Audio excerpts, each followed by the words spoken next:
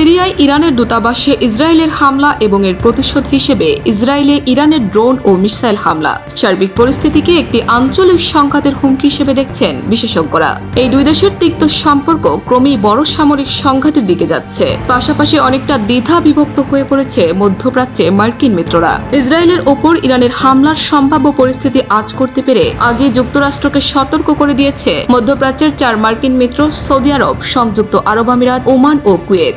দেশগুলো জানিয়েছে তাদের ভূখণ্ড ব্যবহার করে ইরানের উপর কোনো প্রকার হামলা চালাতে দেওয়া হবে না। অন্যদিকে আরেক আরব রাষ্ট্র জর্ডান খোদ ইসরায়েলের পক্ষ নিয়ে ইরানের ড্রোন ও ক্ষেপণাস্ত্র প্রতিহত করতে মাঠে নেমেছে। ইরানের হামলা মোকাবেলায় এরই মধ্যে ইসরায়েলকে সহযোগিতা করছে যুক্তরাষ্ট্র, যুক্তরাজ্য ও ফ্রান্স। পাশাপাশি ইসরায়েলের পাশে থাকার ঘোষণা দিয়েছে অস্ট্রেলিয়া ও জার্মানি। অন্যদিকে ইসরায়েলে ইরানের হামলার পর সৌদি আরব সংযম প্রদর্শনের আহ্বান জানিয়েছে। সৌদি আরবের পররাষ্ট্র মন্ত্রণালয় এই অঞ্চলে সামরিক উত্তেজনা বৃদ্ধি নিয়ে উদ্বেগ প্রকাশ করেছে এবং যুদ্ধের বিপদ এড়াতে সব পক্ষকে সংযমের এই আহ্বান জানায়। তেহরানের এমন হামলা নিয়ে গভীর উদ্বেগ প্রকাশ করেছে পরমাণু পরাশক্তি চীন। বেইজিং এর পররাষ্ট্র মন্ত্রণালয়ের এক মুখপাত্র জানান, চীন চলমান উত্তেজনা নিয়ে গভীর উদ্বেগ প্রকাশ করেছে এবং বৃহৎ আকারের সংঘাত প্রতিরোধ করতে সংশ্লিষ্ট পক্ষগুলোকে শান্ত ও সংযমী আচরণ করার আহ্বান জানায়। এদিকে ইরানের এই হামলার জবাবে পাল্টা হামলা নিয়ে এখনো কোনো সিদ্ধান্ত নেয়নি তেল আবিব। ইসরায়েলি সংবাদ মাধ্যম দ্য টাইমস অব ইসরায়েলের এক প্রতিবেদনে বলা হয়, পরিস্থিতি মূল্যায়ন করে ইরানি ক্ষেপণাস্ত্র এবং ড্রোন হামলার বিষয়ে